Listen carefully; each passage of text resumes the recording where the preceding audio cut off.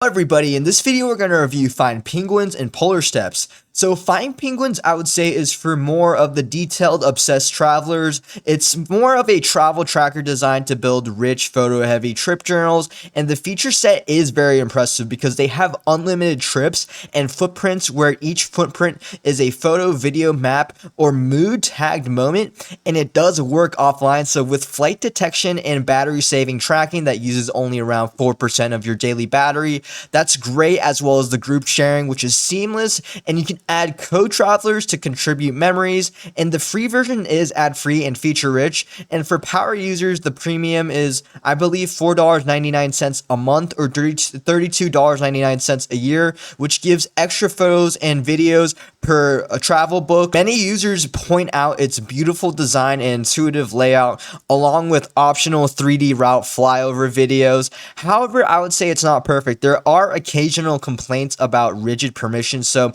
the co-travelers can edit or delete entries, and limited customization compared to some other apps, I would say.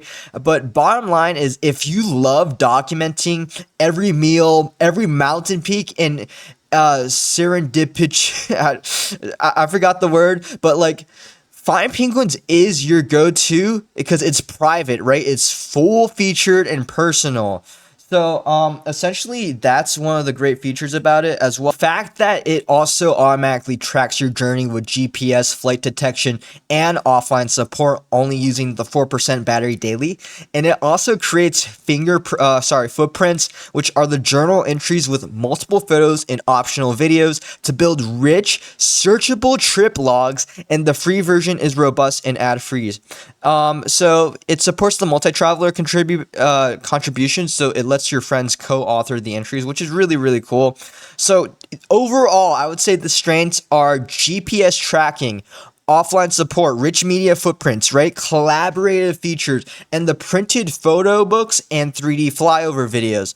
However, I would say if I was like an app developer, and some things I could say for areas of improvement is, I would say there's a little bit of a learning curve when setting up the entries, so maybe having something more of a interface that can feel a little bit less slightly dated compared to the sleeker alternatives might feel better. And if you want to tell like multi-chapter, media-rich travel stories, especially with friends, I would say Findpenguin delivers deep collaborative journaling.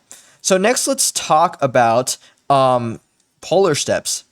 Polarsteps is for more elegant auto-track travelers, right? Polarsteps focuses on simplicity and beauty. It automatically logs your routes via GPS with low, medium, high accuracy, and it creates a timeline with photos, notes, distance, and days per location. And its standout feature, I would say, is Polarsteps guides our editor curated recommendations for each destination, complete with maps and filterable lists. So for example, eat, stay, see, and you can also order a premium travel book, which is 24 to 300 pages, and it's generally priced between £36 and £116, praised for quality.